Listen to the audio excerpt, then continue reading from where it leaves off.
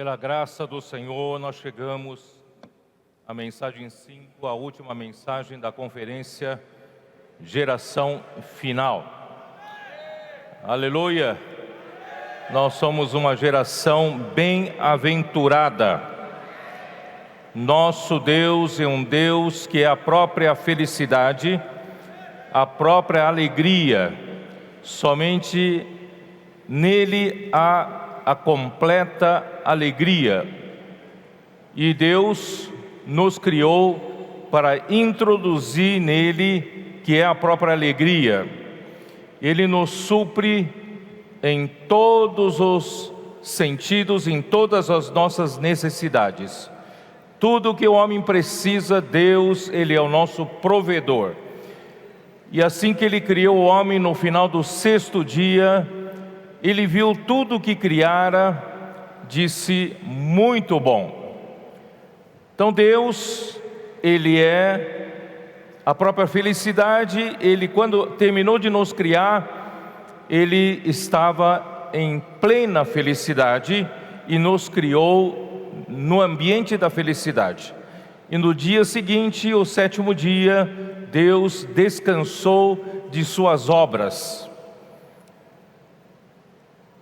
Todavia, como dissemos na abertura, que uma tragédia aconteceu no Jardim do Éden, onde a serpente ofereceu à mulher o conhecimento do bem e do mal fora de Deus.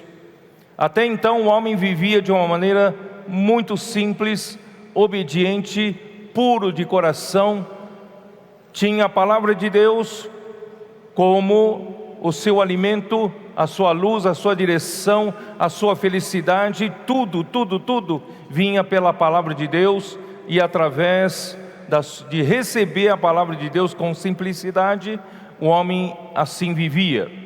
Por isso em Mateus 4,4 diz assim: não só de pão viverá o homem, mas de toda a palavra que procede da boca de Deus. Mas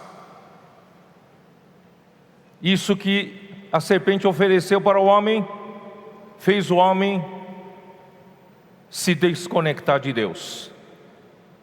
O homem comeu do fruto da árvore do conhecimento do bem e do mal, achando ter nele uma capacidade de discernir o bem e o mal e deixar a sua dependência total de Deus de lado.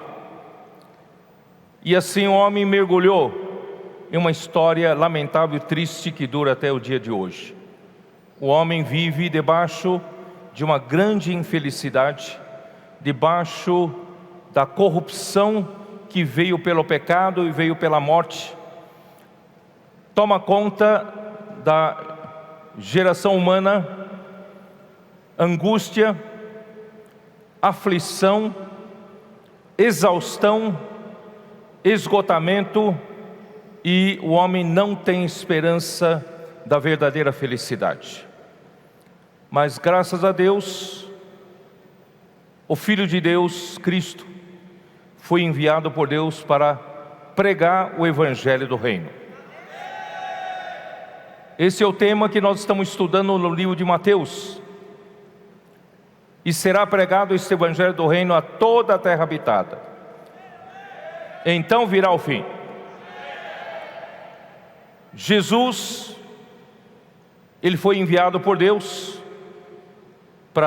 justamente para colocar todas as coisas aqui na terra em ordem novamente, para que Ele possa encabeçar todas as coisas, e Deus encabeçar, sendo seu cabeça, e colocar todas as coisas em ordem novamente, e nós voltarmos até a felicidade.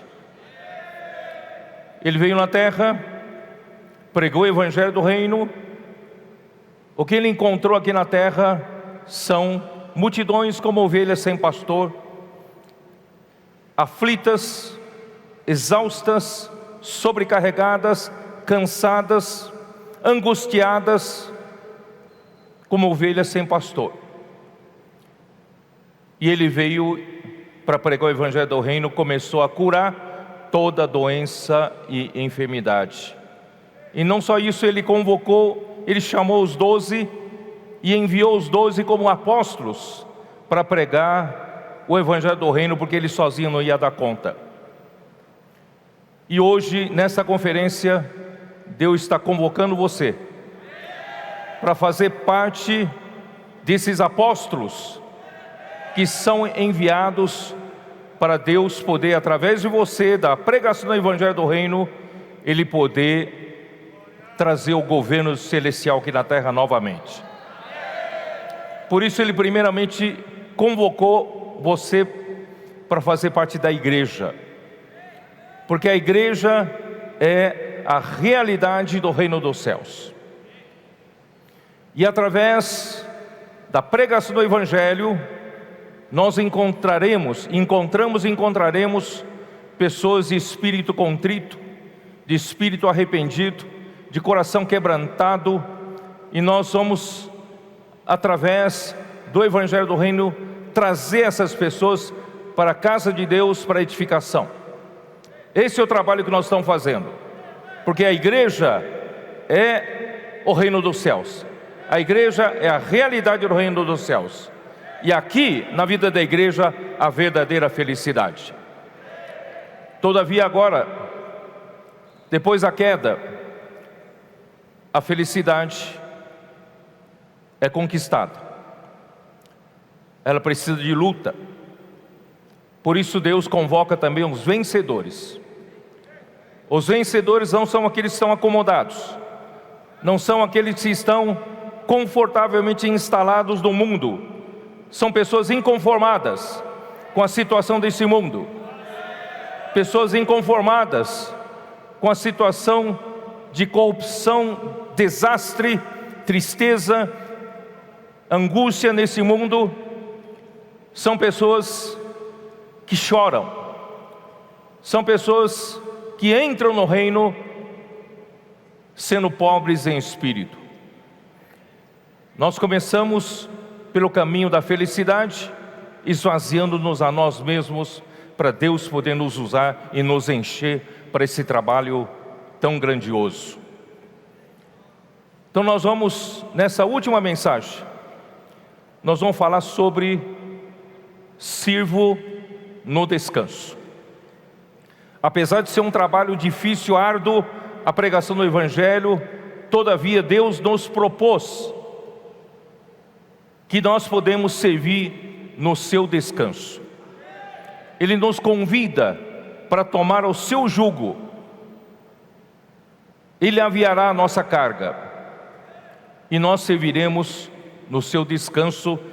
Esse é o título dessa mensagem. E a leitura bíblica é Mateus 11, de 28 até 30. Eu vou ler um pequeno texto que os nossos queridos irmãos apoiadores, que foram depois da inclusão que o Espírito fez a partir de 2014, 2017, tem nos ajudado muito no serviço aos jovens. E Deus quer incluir você também. Somente os 12 não são suficientes para o trabalho. Depois Jesus enviou mais 70. Também não serão suficientes para esse trabalho. Deus precisa de todos vocês. Deus quer fazer a inclusão de todos vocês para esse trabalho fabuloso. E nós vamos terminar esse trabalho. Nós somos a geração final, somos a última geração dos trabalhadores de última hora, da hora 1/10. Querido jovem, nós não temos como falhar, não podemos falhar. Essa incumbência sobre nós tem que ser concluída. Nós não podemos começar bem e terminar mal. Temos que começar bem, continuar bem até o final. O texto que esses irmãos que nos apoiam nessa mensagem eles escreveram o seguinte, gostei muito, eu vou ler. Chega no ponto onde é necessária uma luz mais forte. Não criar uma religião para si, como no exemplo de João Batista, nem dos escribas e fariseus hipócritas. São felizes por viverem a realidade em todos os aspectos expostos nas mensagens anteriores e vivem como verdadeiras testemunhas. São felizes porque se preocupam com a vontade de Deus, servem e vivem no descanso porque se policiam para se manterem focados, humildes, arrependidos, mas ativos. Para estes, o reino dos céus já é. Lutam pelo reino especialmente por tal realidade em si mesmos. Felizes, porque o Senhor Jesus alivia os cansados e sobrecarregados. Essa geração que está em guerra, que prega o Evangelho, que está nas ruas, que tem sua obra aceita pelo Senhor e que vive o equilíbrio entre a palavra e a obra.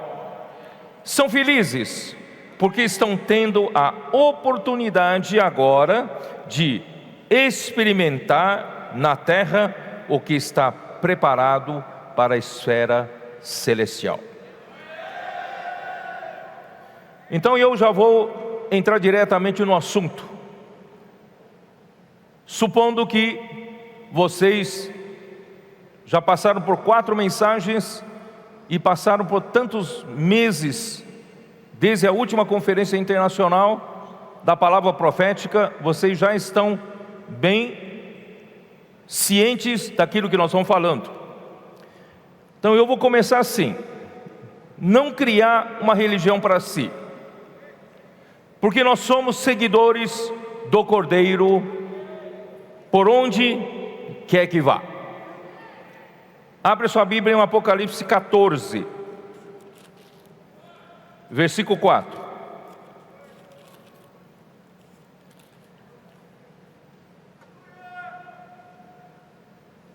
São estes os que não se macularam com mulheres, porque são castos.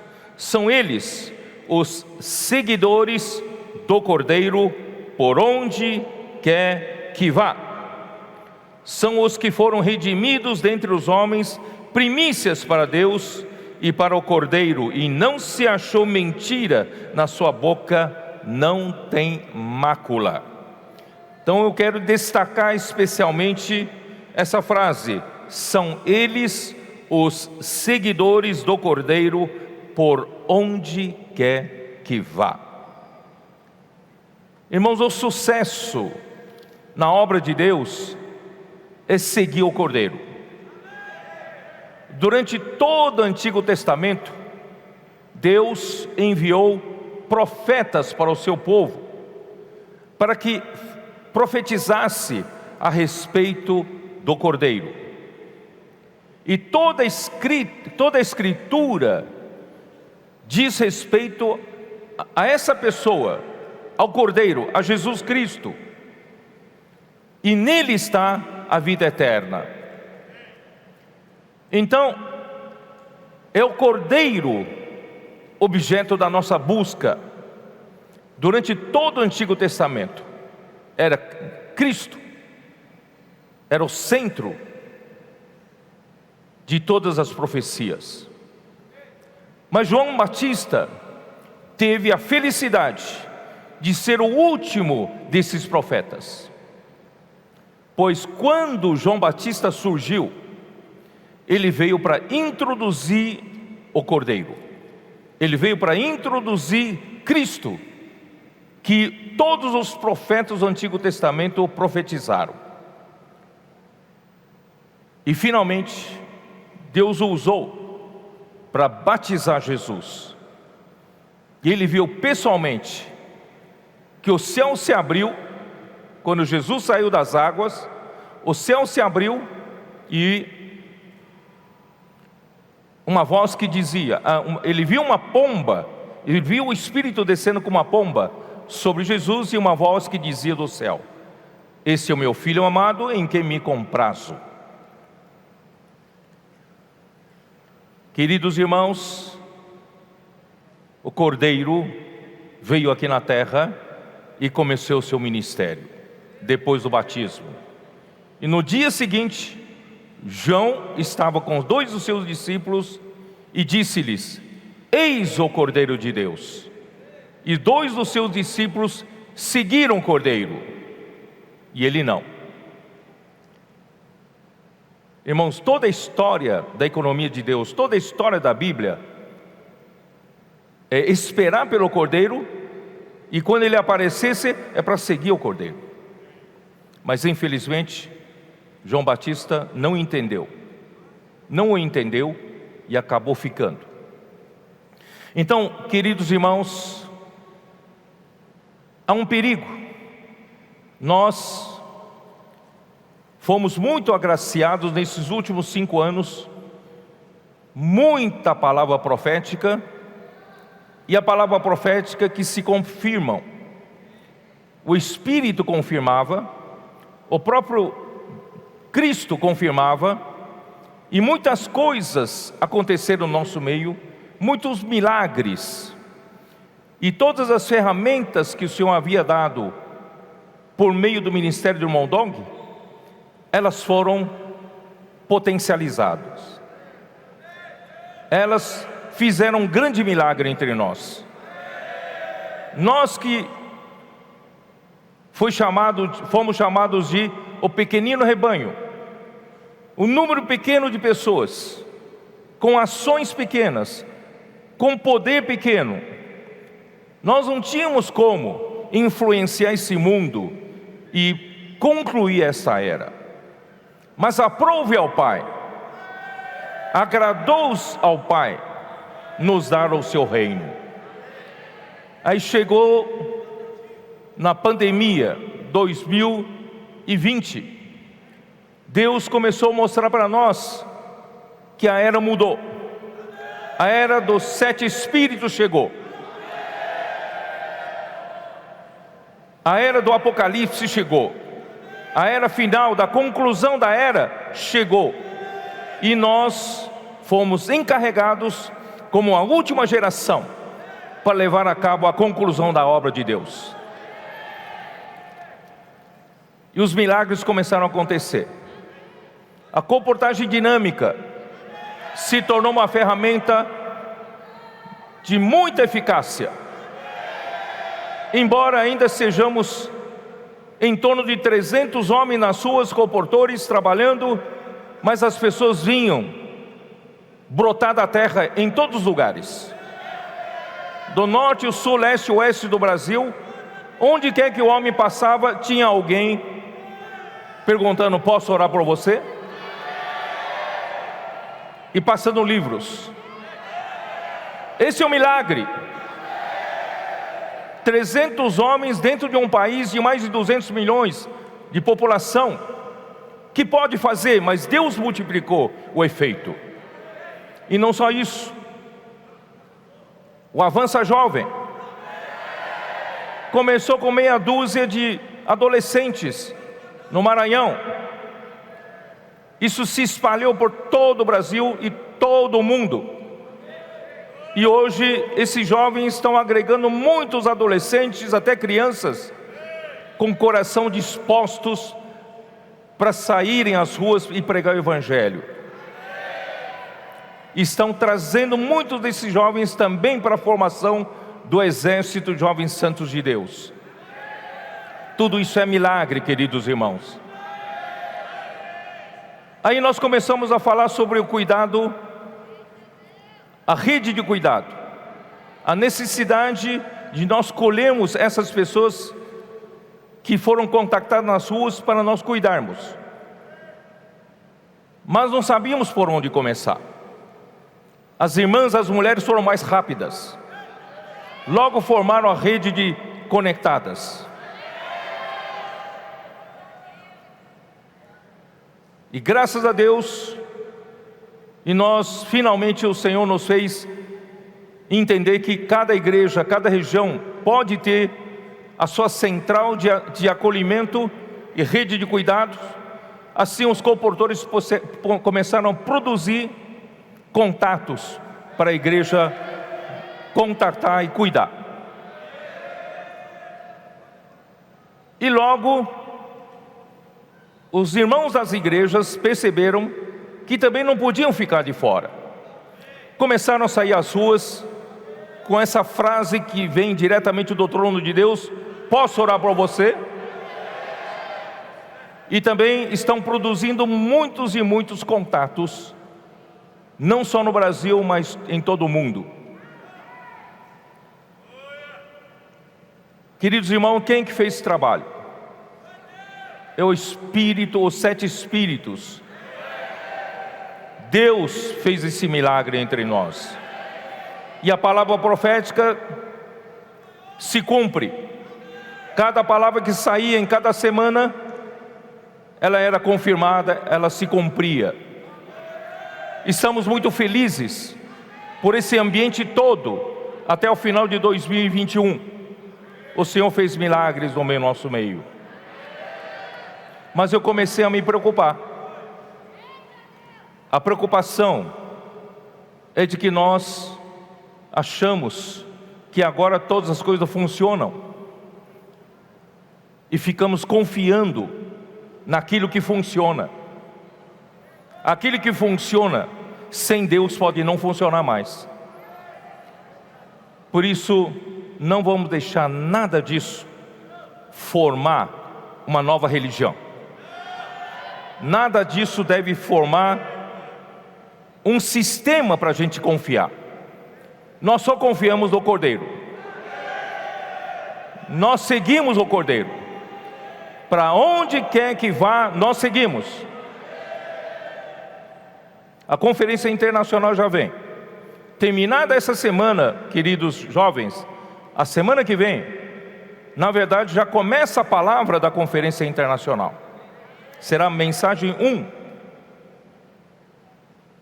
O Senhor pode dar uma outra direção, ou Ele pode dar uma outra ênfase.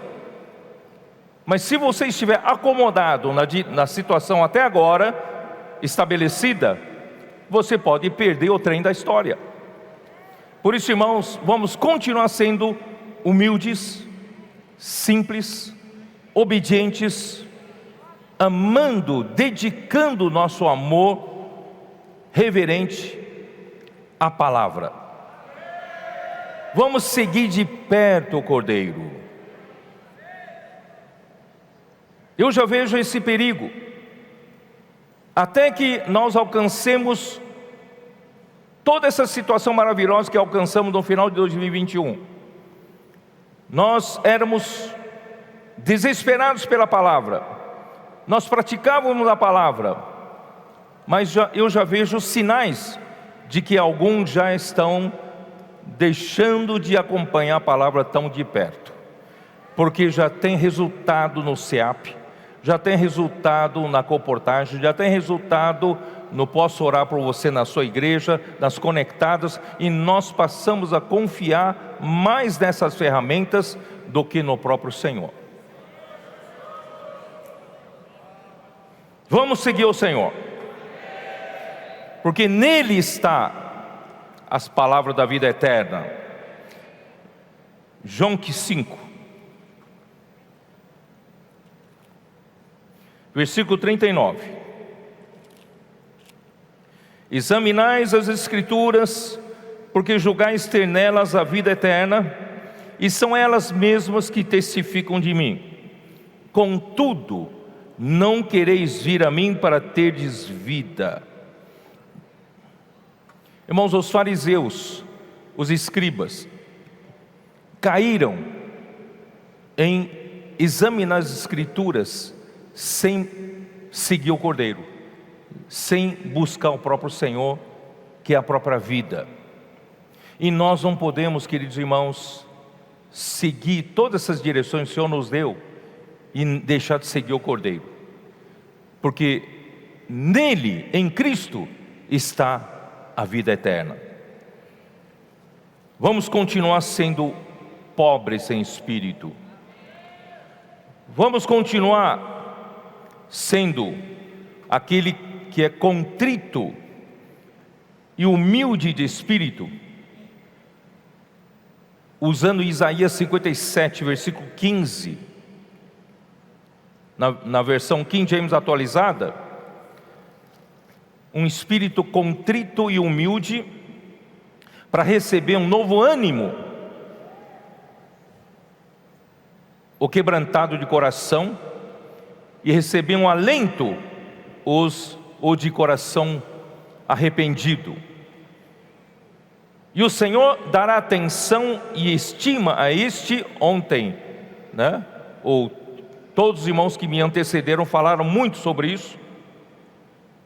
Ao humilde e arrependido de espírito, que dedica seu amor reverente à sua palavra. Isaías 66, versículo 2. Então, queridos irmãos, a história remonta na criação. O homem foi criado à imagem e semelhança de Deus para governar a terra. Gênesis 1, versículo 26, como diz: também disse Deus: façamos o homem à nossa imagem, conforme a nossa semelhança, tenha ele domínio sobre os peixes do mar, sobre as aves do céu, sobre os animais domésticos, sobre toda a terra e sobre todos os répteis que rastejam pela terra. Quer dizer, o homem foi feito, é a única criatura que foi feita à imagem e semelhança de Deus, e que recebeu uma incumbência na criação de governar a terra, de sujeitar a terra. E o Senhor, Ele criou o homem no 6º dia. Ele já criou o homem para entrar no descanso de Deus no 7º dia. E Deus simplesmente era o seu provedor em todas as coisas. Gênesis 1, versículo 31. Viu Deus tudo quanto fizera, e eis que era muito bom. Houve tarde e manhã, o 6º dia. Quando Deus criou, do 1º ao 6º dia, tudo que o homem precisava para suprimento do homem, para a sobrevivência do homem, e finalmente Deus criou no 6º dia o homem. E quando Ele viu essa criação completa, Ele disse: era muito bom. Ele descansou. Irmãos, o homem foi criado para dar descanso para Deus. E você acha que Deus não cuidaria do homem? Ele cuida de todas as suas necessidades. Versículo 29 diz assim: e disse Deus ainda: eis que vos tenho dado todas as ervas que dão semente e se acham na superfície de toda a terra, e todas as árvores em que há fruto que dê semente, isso vos será para mantimento. Quer dizer, Deus se preocupou com a nossa necessidade física. Ele criou, todas as ervas que dão semente. Ele criou todas as árvores cujo fruto há semente, para o nosso mantimento, para a nossa manutenção de vida, a vida física. Capítulo 2 de Gênesis, versículo 9: do solo fez o Senhor Deus brotar toda sorte de árvores agradáveis à vista. Deus se preocupa até com o nosso visual. Esse mundo, a natureza que Deus criou é bela demais, é muito bonita. A combinação das cores, os tons das cores, irmão, só Deus é capaz de fazer isso. Ele criou para que fossem agradáveis à vista, e essas árvores eram boas para alimento. Então, também a árvore da vida no meio do jardim. Quer dizer, Deus se preocupa com a manutenção da vida do homem. Mas, irmãos, a necessidade do homem não se resume apenas na necessidade física. Para a necessidade física ser atendida, para Deus é muito simples. Ele criou as ervas, criou as árvores, cujos frutos, a semente, para manutenção da vida física do homem. Mas o homem, quando não confia em Deus, se preocupa com seu sustento, a primeira coisa que ele se preocupa é o seu sustento físico. Queridos irmãos, para o sustento físico é muito simples para Deus resolver. Mas o pior, queridos irmãos, é a nossa necessidade espiritual e a nossa necessidade emocional, da alma.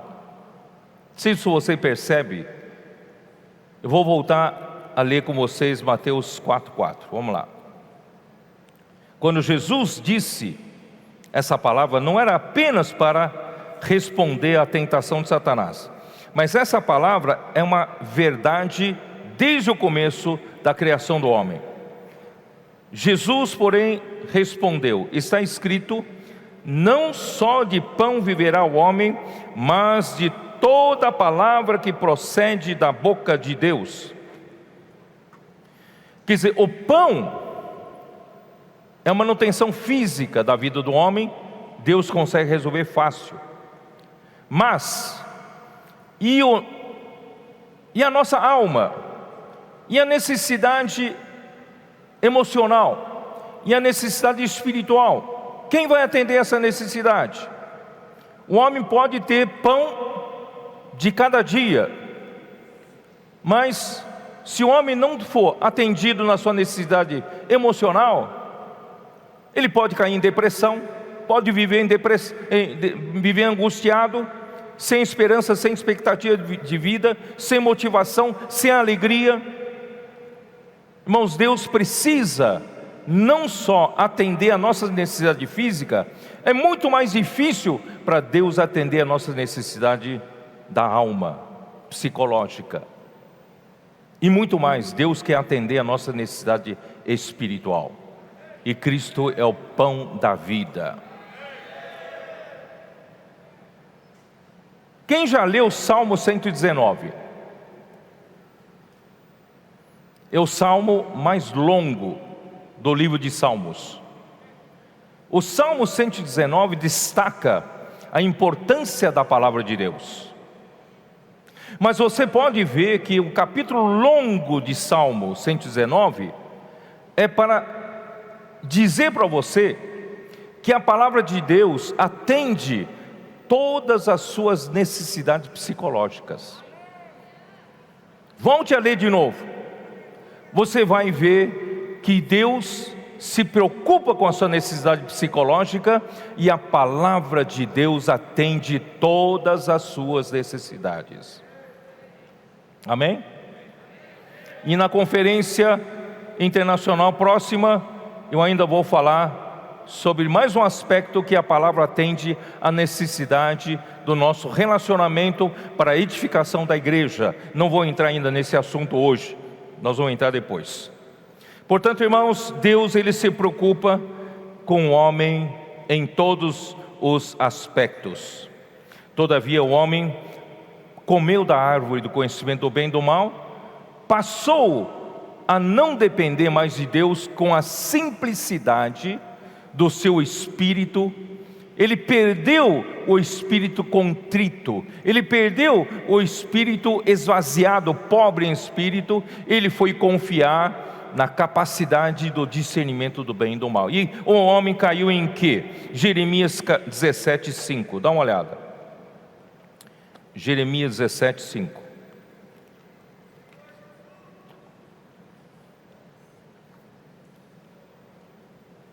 Assim diz o Senhor: maldito o homem que confia no homem, faz da carne mortal o seu braço e aparta o seu coração do Senhor. Irmãos, o homem que confia no homem não é somente o homem que confia no outro homem. O homem que confia no homem é o homem que confia nele mesmo.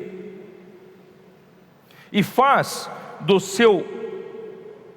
da carne mortal o seu braço. A sua força está na carne mortal. A sua força está na capacidade da carne.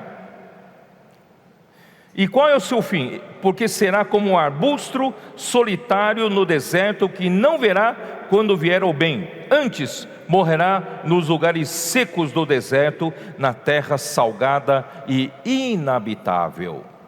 Por isso, queridos irmãos, eu venho enfatizando, venho insistindo, vamos voltar para a simplicidade e confiar no Senhor. Vamos voltar a ter um espírito contrito, arrependido por não confiar no Senhor. Bendito o homem que confia no Senhor e cuja esperança é o Senhor, porque ele é como a árvore plantada junto às águas, que estende as suas raízes para o ribeiro e não receia quando vem o calor. Ele não depende das circunstâncias terrenas, mas a sua folha fica verde, e no ano da sequidão não se perturba e nem deixa de dar o fruto. Aí o versículo 9 nos alerta: enganoso é o coração, mais do que todas as coisas, e desesperadamente corrupto, quem o conhecerá? Irmãos, não vamos entrar por esse caminho nunca. Lucas 18. Infelizmente, a liderança do povo de Israel, por acharem que conseguiam cumprir a lei, cumprir o que Deus mandou, se apartaram da simplicidade, da dependência total a Deus, e viraram um povo religioso. Capítulo 18 de Lucas, versículo 9. Propôs também esta parábola a alguns que confiavam em si mesmos por se considerarem justos e desprezavam os outros. Quem confia em si, despreza os outros. 2 homens subiram ao templo com o propósito de orar, um fariseu e outro publicano. O fariseu, posto em pé, orava de si para si mesmo dessa forma: ó Deus, graças te dou, porque eu não sou como os demais homens, roubadores, injustos e adúlteros, nem ainda como este publicano.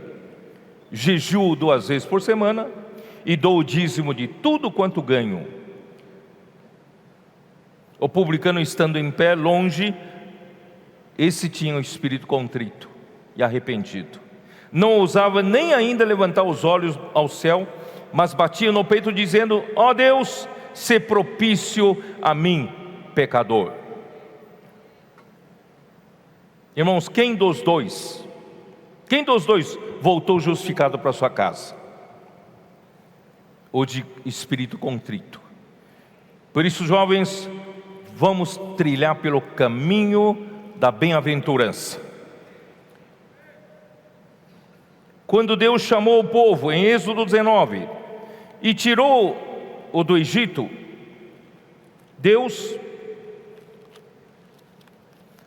Êxodo 19, versículo 4 e 5. Tendes visto o que fiz aos egípcios, como vos levei sobre as asas de águia e vos cheguei a mim. Agora, pois, se diligentemente ouvides a minha voz e guardardes a minha aliança, então sereis a minha propriedade peculiar dentre todos os povos, porque toda a terra é minha, e vós me sereis reino de sacerdotes e nação santa. E Deus então começou a dar a lei de Deus, os 10 mandamentos, a partir de Êxodo 20. E Êxodo 21 para frente são as diversas leis. Esse povo era o único povo naquele tempo, dentre todas as nações pagãs, era o único povo que era povo de Deus, o povo regido pelas leis de Deus, pelos pensamentos de Deus, pelos princípios de Deus. Mas, irmãos, a época de Jesus, quando Jesus chegou aqui para pregar o Evangelho do Reino, os líderes religiosos do povo seguiram a tradição dos anciãos. Isso o irmão André leu em Mateus 15, versículo 2. E eles seguiam não o cordeiro, mas seguiam os preceitos de homens. Mateus 15, versículo 9. Que é tradição, a tradição dos anciãos. A tradição dos anciãos era a interpretação oral e depois se tornou escrita da lei de Moisés durante muitas e muitas gerações, muitos séculos do povo judeu. Então, muitas outras doutrinas e preceitos humanos foram adicionados nessas interpretações ao longo do tempo. E isso se tornou o Talmud, que o povo de Israel, eles seguem e chamam de tradição dos anciãos, e tem praticamente a mesma autoridade do Pentateuco de Moisés, que é a Torá.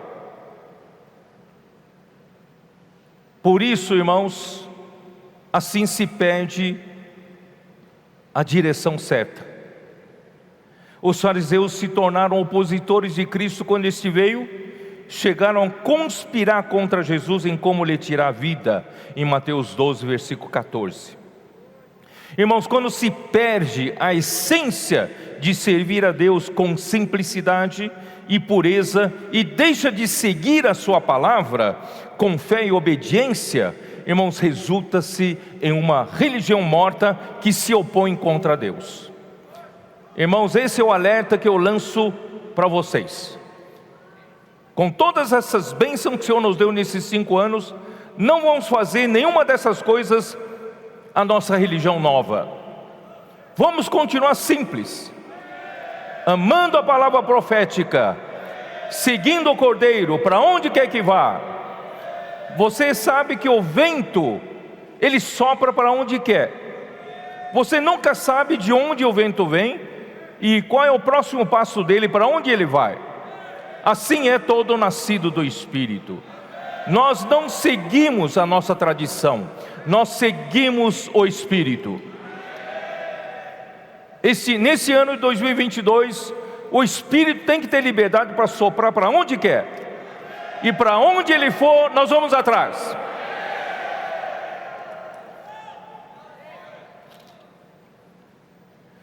Filipenses 3.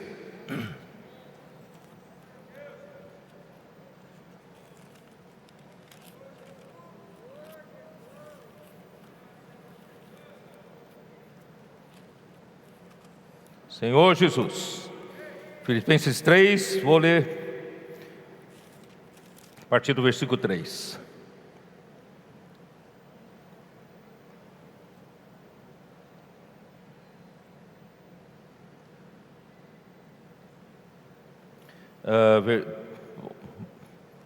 Vou fazer o seguinte, versículo 7. Mas o que para mim era lucro, isto considerei perda por causa de Cristo. Irmãos, mesmo tudo aquilo que nós recebemos como bênção, nós preferimos, irmãos, agarrar Cristo. Cada palavra, vamos seguir a Cristo. Sim, deveras considero tudo como perda, por causa da sublimidade do conhecimento de Cristo Jesus, meu Senhor, por amor do qual perdi todas as coisas e as considero como refúgio para ganhar a Cristo. Quer dizer, Paulo, ele agarrava em todas as tradições dos seus pais, tudo que ele aprendeu aos pés de Gamaliel, no judaísmo, mas agora ele viu a Cristo, passou a seguir a Cristo e passou a perseguir a Cristo, correr atrás de Cristo para ganhar a Cristo. E ser achado nele, não tendo justiça própria que procede de lei, senão a que é mediante a fé em Cristo, a justiça que procede de Deus, baseada na fé, para o conhecer e o poder da sua ressurreição e a comunhão dos seus sofrimentos, conformando-me com ele na sua morte, para de algum modo alcançar a ressurreição dos mortos. Irmãos, agora o nosso caminho é seguir a Cristo, correr atrás de Cristo, deixando todas as coisas para trás, sejam coisas boas, coisas ruins, para seguir a Cristo, para ganhar mais a Cristo. Porque agora, irmãos, o reino dos céus entra-se com violência, o reino dos céus entra-se com esforço. No jardim do Éden, a felicidade era dada para nós de bandeja, mas agora, irmãos, nós precisamos entrar no reino dos céus com esforço. Vamos lutar, conquistar, ganhar Cristo. Nós vamos viver felizes. João Batista, ele foi enviado por Deus para preparar o caminho para o Salvador, Jesus Cristo, endireitar as suas veredas. Isto está em Mateus 3:3. E ele dizia que ele batizava os homens com água para arrependimento, mas aquele que vem depois dele era mais poderoso do que ele, cujas sandálias ele não era digno de levar. E esse que virá, batizará com Espírito Santo e com fogo. Isso está em Mateus 3, versículo 11. E no dia em que Jesus foi para Galileia, da Galileia para Jordão, para que João o batizasse, João disse: eu que deveria ser batizado por ti, e tu vens a mim? E Jesus disse que convém cumprir toda a justiça, isto é, tudo que o Pai determinou, vamos fazer. E Jesus foi batizado por João Batista. E batizado Jesus, os céus se lhe abriram, e Mateus registra, ele viu, João viu o Espírito de Deus descendo como pomba vindo sobre Jesus, e uma voz dos céus que dizia: esse é o meu filho amado, em quem me comprazo. Esses versículos comprovam que João foi verdadeiramente um homem enviado por Deus. Ele vivia cheio de Espírito, ele seguia o Espírito, ele fez o que tinha que fazer, e ele testemunhou que Jesus de fato era o Filho de Deus, aquele que foi ungido pelo Espírito de Deus. E no dia seguinte João estava, eu disse isso para vocês, vamos dar uma olhada no Evangelho de João capítulo 1.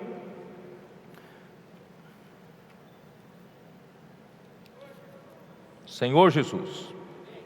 João 1.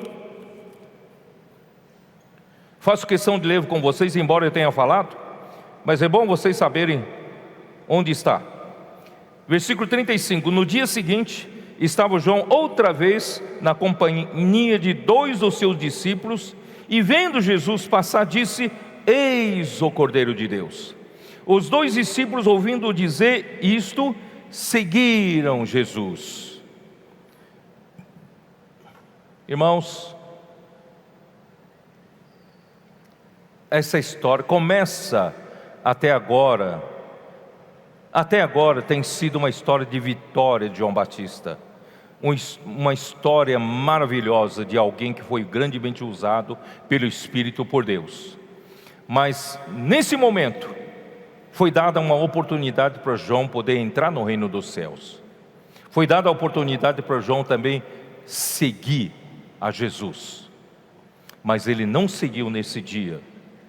Em Atos 13 comprova que havia terminado o seu ministério nesse dia, quando ele batizou Jesus.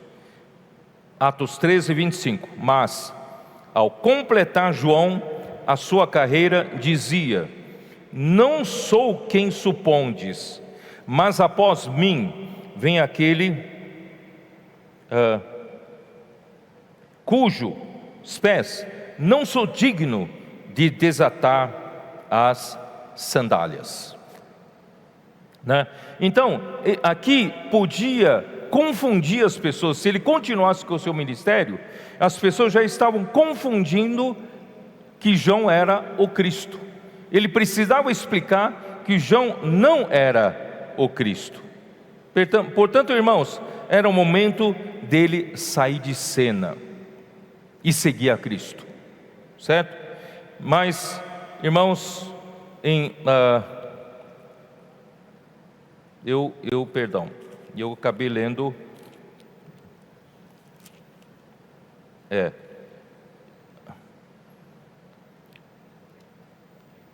e ele foi, em Atos capítulo 11, versículo 3, mostra que ele acabou sendo encarcerado. Por isso Jesus disse: entre os nascidos de mulher, ninguém apareceu maior do que João Batista, porque ele foi o único profeta que profetizou com a presença de Cristo e introduziu a Cristo. Porém, o menor do reino dos céus é maior do que ele, pois se ele tivesse seguido a Cristo nesse momento, ele teria sido também um do reino dos céus. E o reino dos céus, porém, é tomado à força. A partir de agora, irmãos, vamos tomar força o reino dos céus. Isto é, só entramos no reino dos céus se tivermos o espírito contrito, humilde, certo?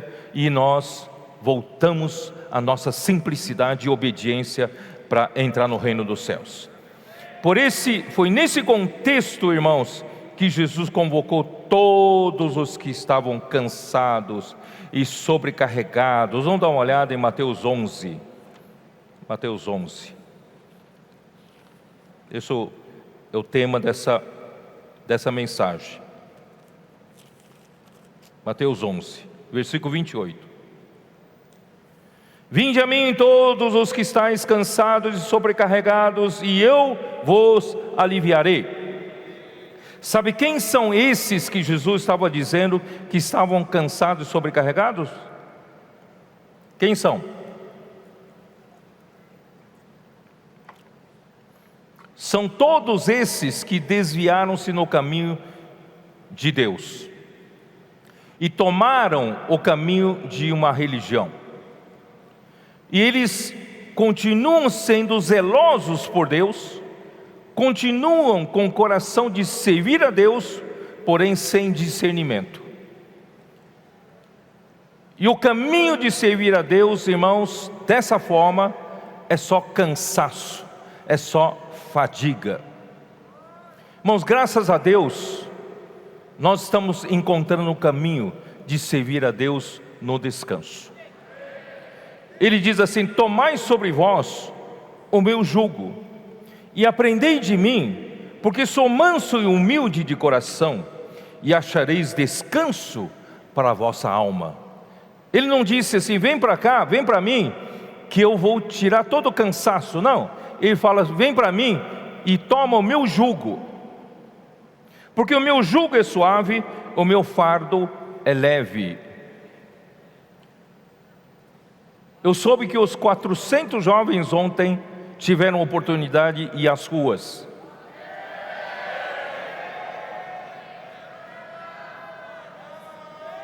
Vocês se dispuseram a tomar o jugo do Senhor.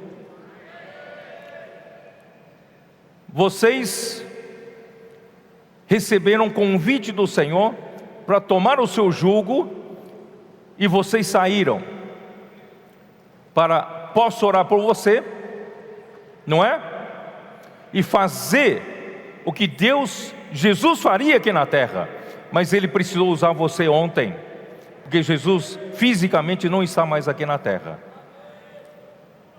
E você tomou o jugo. Sabe o que é o jugo? É a canga. Vocês são muito jovens, talvez não tenham conhecido, não são homens de campo, né? Mesmo hoje não tem mais canga. A canga é um artefato de madeira que se ajusta sobre, dois animais para arar a terra ou puxar a carga no campo. É um artefato de madeira que fica sobre o pescoço de um mais experiente, um animal mais experiente, e colocado sobre o segundo animal menos experiente. Jesus está convidando você para tomar parte da canga dele, e assim você vai encontrar descanso. Se você trabalhar sozinho, você está por conta própria. É canseira, é fadiga. Mas se você tomar a canga do Senhor, o jugo do Senhor, você trabalhará no descanso. Irmãos, nesses 5 anos, o que nós temos experimentado é isso. Nós não fizemos grandes coisas, mas Deus fez grandes coisas. Nós apenas tomamos o jugo do Senhor. E quem fez todo o trabalho miraculoso é o Senhor. E nós trabalhamos no descanso. Embora saímos, suamos, mas a nossa alma encontrou descanso. Quem voltou ontem, voltou com a alma cansada.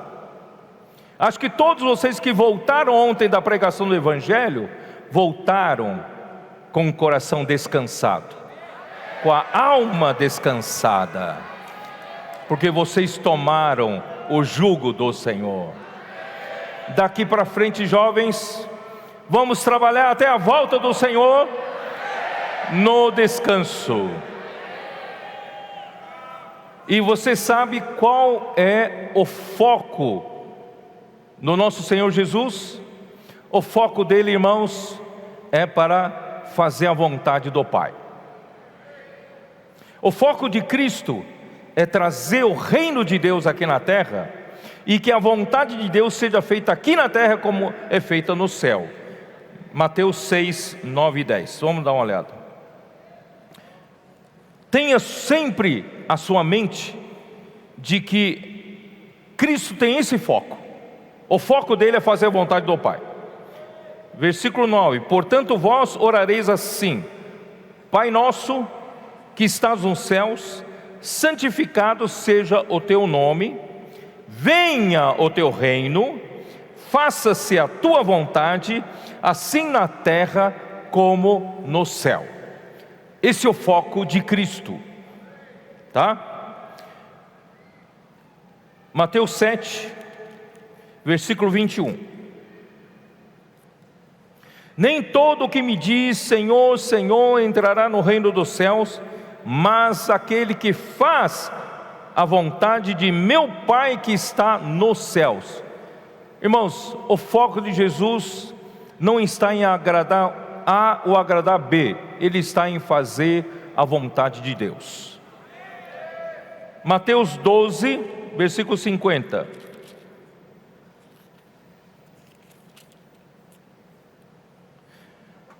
Porque qualquer que fizer a vontade de meu Pai Celeste, esse é meu irmão, irmã e mãe.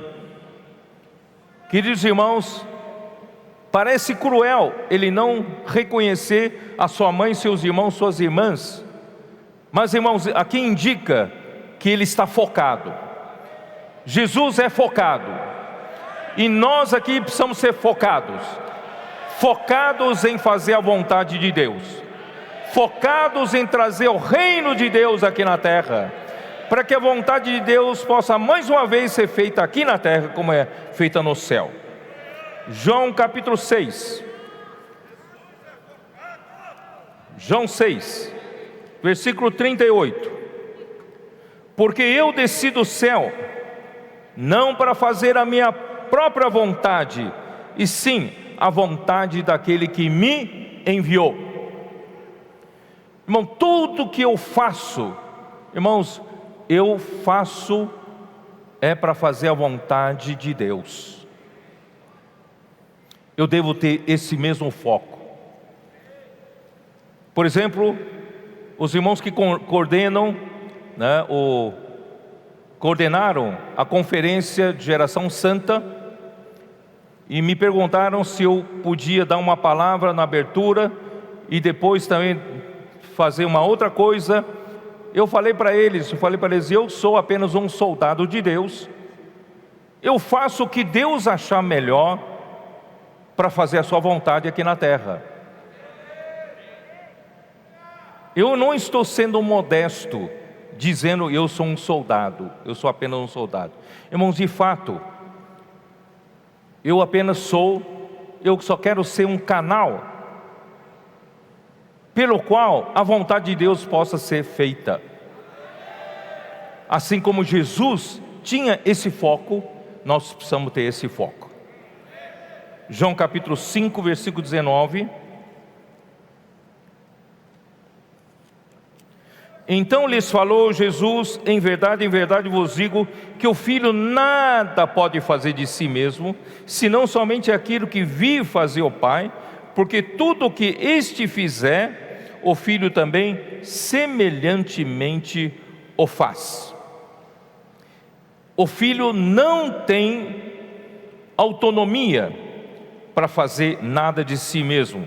Versículo 30: eu nada posso fazer de mim mesmo, na forma porque ouço julgo. O meu juízo é justo, porque não procuro a minha própria vontade, e sim a daquele que me enviou. Irmãos, esse é o segredo de trabalhar no descanso.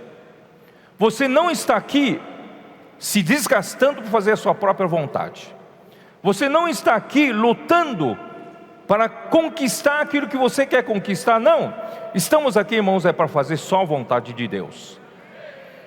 Aí Deus faz. João 7,16. Respondeu-lhe Jesus: o meu ensino não é meu, e sim daquele que me enviou. Jesus nem ensinava de si mesmo. Versículo 18: quem fala por si está procurando a sua própria glória, mas o que procura a glória de quem o enviou, esse é verdadeiro, e nele não há injustiça. Se você está aqui na terra servindo e não tem foco de fazer a vontade de Deus, e sim, você quer buscar a sua glória, você quer buscar o seu espaço, você quer buscar o seu cantinho, né, um momento de fama, um pouco de holofote, você vai trabalhar cansado. Mas, irmãos, se você não procura a sua própria glória, mas você procura a glória daquele que te enviou e faz a vontade dele, você trabalha no descanso, porque ele quem faz. Senhor Jesus. Voltando para o capítulo 5 de João, versículo 24. Em verdade vos digo, quem ouve a minha palavra e crê naquele que me enviou, tem a vida eterna. Não entra em juízo, mas passou da morte para a vida. Quer dizer, você precisa saber ouvir a palavra do enviado e crer naquele que o enviou, que é Deus. Aí você tem a vida eterna. Hoje de manhã, o irmão Miguel falou muito sobre a nossa reverência que devemos ter para com a palavra de Deus. Irmãos, ouvir a palavra do profeta como vindo de Deus e crer em Deus. Não sei se vocês se entenderam. Já que a palavra não é do profeta, a palavra que o profeta fala vem de Deus, você ouve a palavra do profeta, mas você crê em quem? Você crê em Deus. Vocês entenderam? Aí vocês têm a vida eterna, tá? E João 6, 29. Respondeu-lhe Jesus: a obra de Deus é esta, que creiais naquele que por ele foi enviado. Quer dizer, basta crer no profeta, crer no enviado, a obra de Deus é feita. A nossa fé, né, no profeta faz com que a obra realizada pela palavra do profeta. E agora, irmãos, vou falar um pouco sobre o equilíbrio entre a palavra e a obra, que de manhã também o irmão, né, Miguel, ele mencionou. Atos capítulo 7, versículo 22.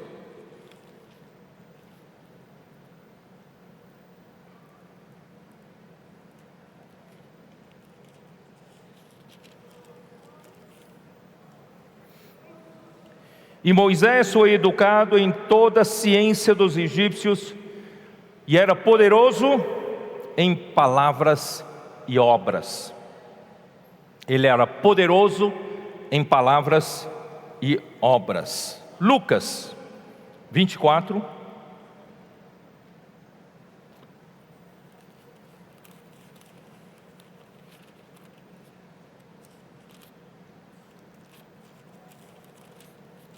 Lucas 24, 19. lhes perguntou quais, e explicaram o que aconteceu a Jesus o Nazareno, que era varão profeta, poderoso em obras e palavras diante de Deus e de todo o povo. Então Jesus era o varão profeta, poderoso em obras e em palavras. Salmo 145, 13.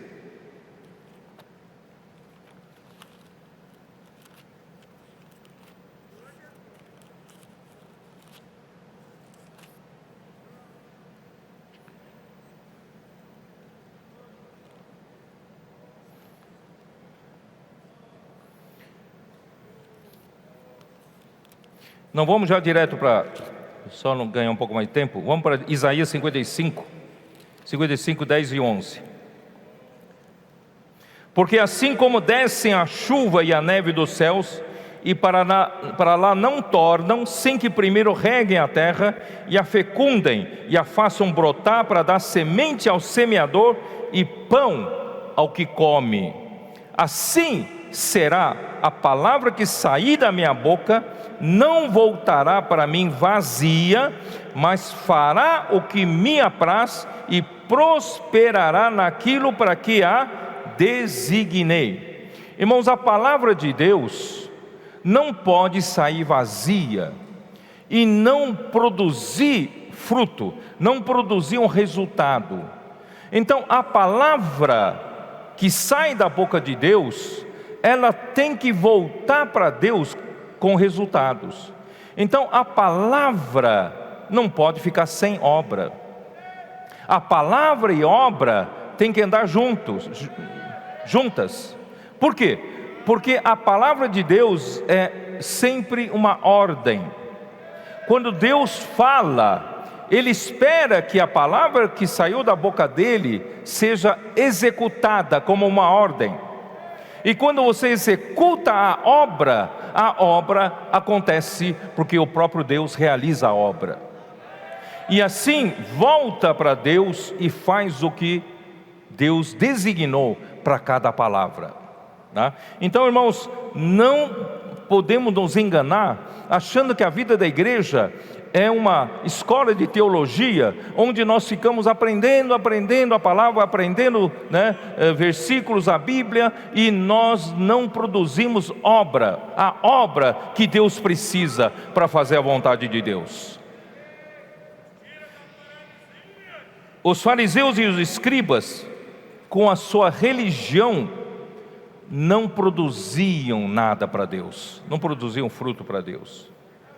Irmão, nos anos 70, 80 e 90, na minha geração, houve a necessidade de a gente reaprender a ler a Bíblia. Porque o que nós recebíamos dos ensinamentos tradicionais do cristianismo, ainda faltava muito da revelação de Deus.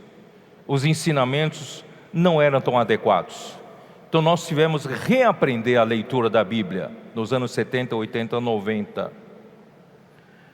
Então isso fez com que a minha geração dos anos 70, 80, 90 seja mais voltada para aprender a palavra, para ler a palavra, para dar mais atenção à palavra. Tanto é que os melhores jovens que nós tínhamos, nós investimos neles para que sejam bons ministros da palavra. Mas aí o Senhor começou a usar o irmão Dong. O irmão Dong, ele não teve origem em um seminário bíblico.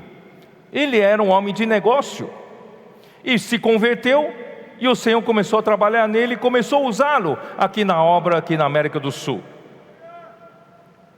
E como homem de negócio, irmãos, ele quer ver resultado. Ele então ficou desesperado em nós ficarmos apenas em palavra e palavra e palavra. Precisa produzir fruto para Deus. Então, irmãos, o Senhor começou a nos dar um equilíbrio a partir daquele momento. E foram dadas à igreja várias ferramentas para que a igreja possa praticar essa palavra.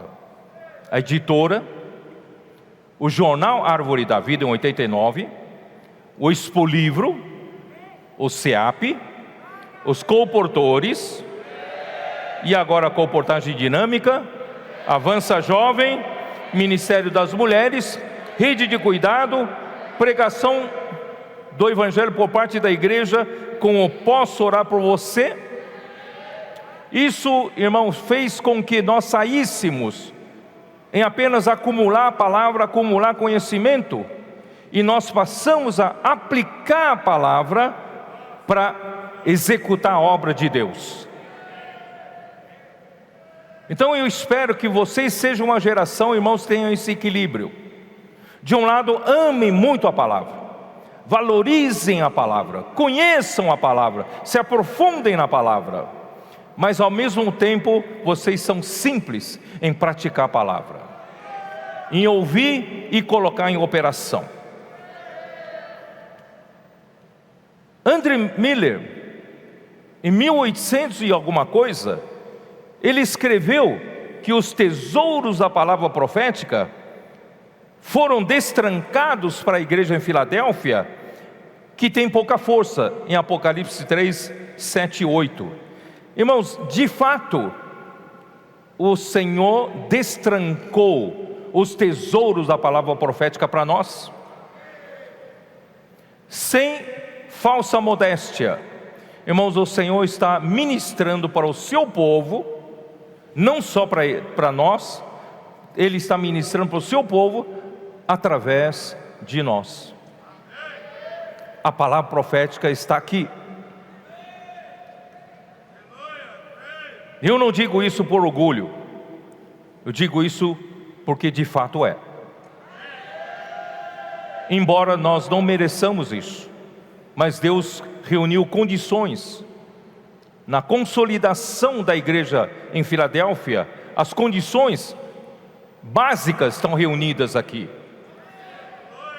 Então, irmãos, vamos valorizar a palavra profética e vamos aplicar a palavra profética, irmãos, para trazer o Senhor de volta, para introduzir o seu reino. Entendemos que a palavra de Deus é a ordem de Deus para a igreja executar a vontade de Deus.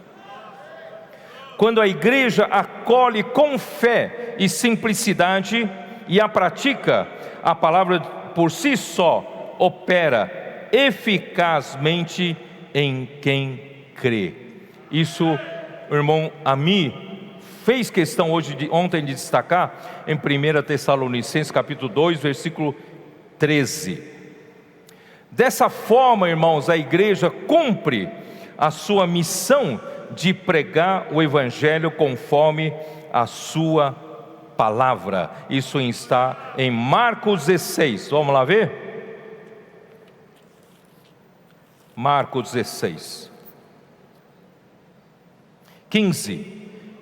E disse-lhes: ide por todo o mundo e pregai o Evangelho a toda criatura. Quem crer e for batizado será salvo, quem porém não crer será condenado. E no versículo 19 e 20, de fato, o Senhor Jesus, depois de lhes ter falado, foi recebido no céu e assentou-se à destra de Deus. E eles, tendo partido, pregaram em toda parte, cooperando com eles o Senhor e confirmando a palavra por meio de sinais que se seguiam.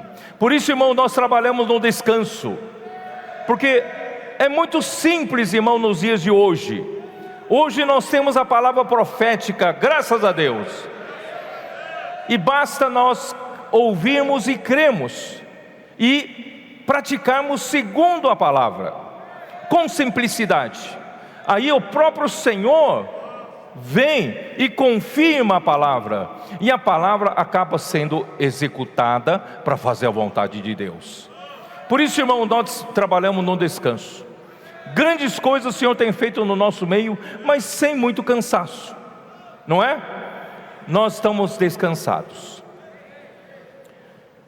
E com relação, irmãos, à obra e à palavra, eu embora tenha talvez mais uns 16 minutos, mas eu quero usar isso já fora do meu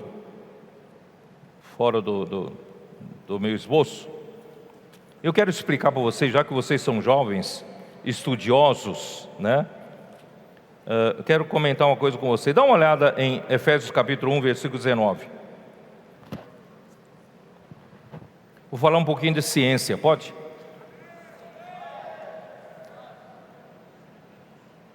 Efésios 1, 19. E qual a suprema grandeza do seu poder para com os que cremos, segundo a eficácia da força do seu poder. Eu já expliquei uma vez, mas eu quero usar aplicando essa questão do equilíbrio entre palavra e poder, da palavra e obra. E no capítulo 3, Efésios, versículo 7, do qual fui constituído ministro conforme o dom da graça de Deus a mim concedida, segundo a força operante do seu poder. Jovens, quem aqui pode me dizer a diferença, qual a diferença entre o poder e a força? Vocês estudaram. Qual a diferença entre o poder e a força? Sabem dizer?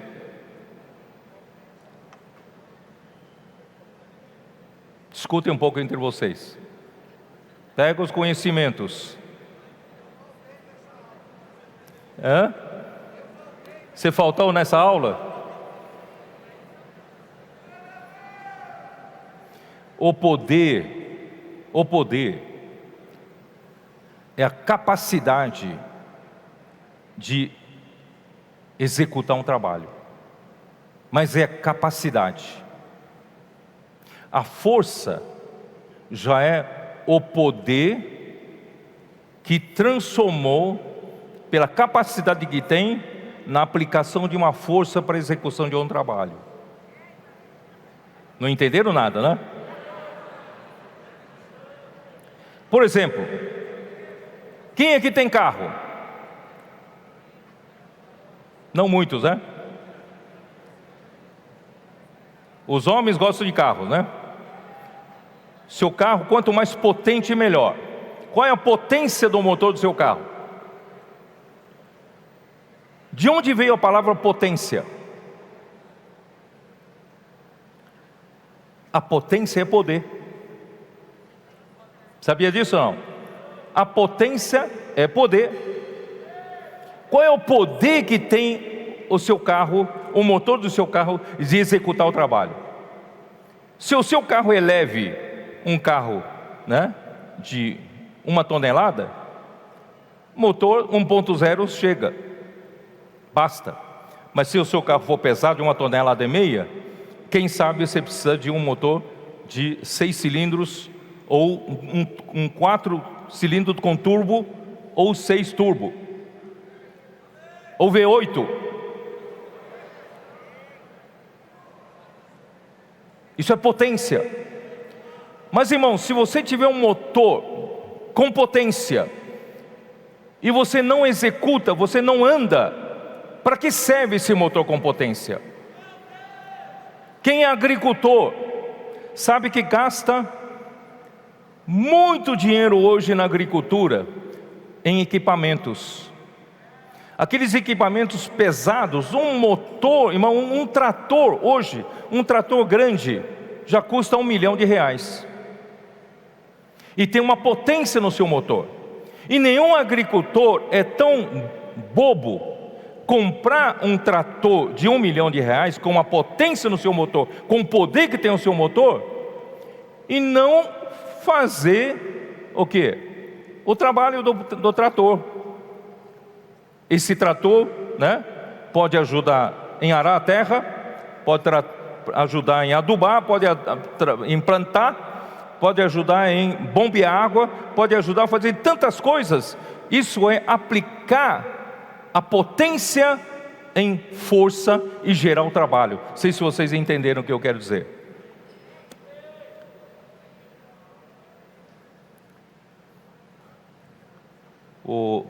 O André está aí, André?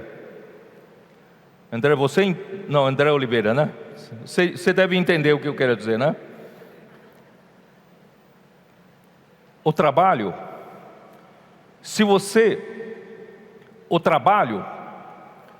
a fórmula do trabalho é a força, é isso, né? Vezes o deslocamento.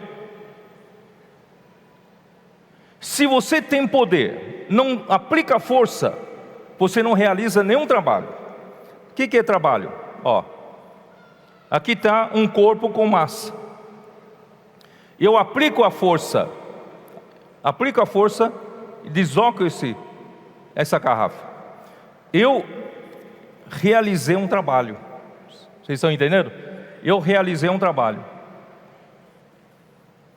Como é que você puxa um carro, realiza um trabalho no carro? A força é massa vezes aceleração. Estou errado ou não? O corpo tem um peso, o carro tem um peso com você. Só que nós não usamos peso porque a aceleração da gravidade varia de lugar para lugar. Então nós usamos massa. Massa vezes aceleração, né, dá a força. E teoricamente, você acelerando o carro e parar de acelerar e ir numa velocidade constante, se não houvesse a resistência do ar, a velocidade seria constante, seria embora. E se você quiser aumentar a velocidade, você precisa aplicar mais força, acelerar um pouquinho mais, colocar aceleração e mais força e iria embora. Então, a potência do motor, irmãos, é para aplicar força. E a força é para executar um trabalho. Deus te deu um poder do Espírito dentro de você. Durante anos você acumulou palavra e mais palavra, e mais palavra, mais palavra. E se essa palavra que acumulou poder em você e não foi executada, e aplicar força para executar o trabalho, para nada serve. Eu não sei se em palavras simples deu para vocês entenderem o que eu quero dizer. Irmãos, até o poder, a suprema grandeza do poder de Deus em Efésios 1, que ressuscitou Jesus dentre os mortos, Ele precisa que esse poder tenha força para operar em nós. Graças a Deus, irmãos, quando eu saio para pregar o Evangelho, esse poder transforma em força. Quando a pessoa aceita o Evangelho, aceita uma oração, realizou um trabalho. Você realizou um trabalho. Quando você recebe um contato para cuidar, você telefona, você escreve o WhatsApp para cuidar dessa pessoa, você usou o poder para realizar um trabalho através da força operante do seu poder. Mesmo que você não tenha entendido nada, não se preocupe. Vamos sair para aplicar a força, realizar o trabalho.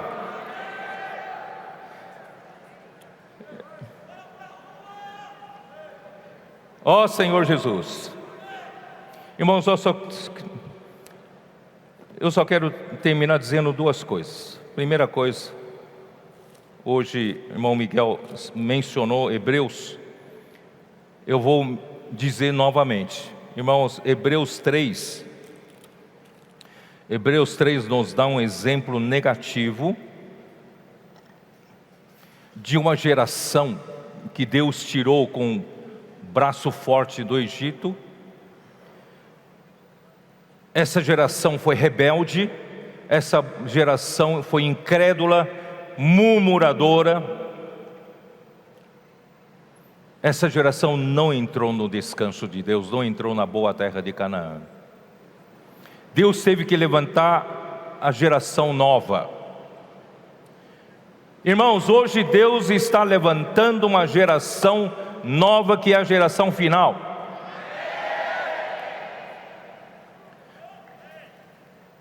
Ontem eu ainda comentava nos ouvidos do irmão Eudeu. Eu falei, o nosso trabalho aqui com vocês, o nosso papel, o objetivo do nosso trabalho para com vocês, irmãos, é fazer de vocês uma geração que crê, uma geração simples, uma geração obediente, uma geração que conhece a palavra profética, uma geração que crê na palavra profética, uma geração que crê na força operante do poder, uma geração simples.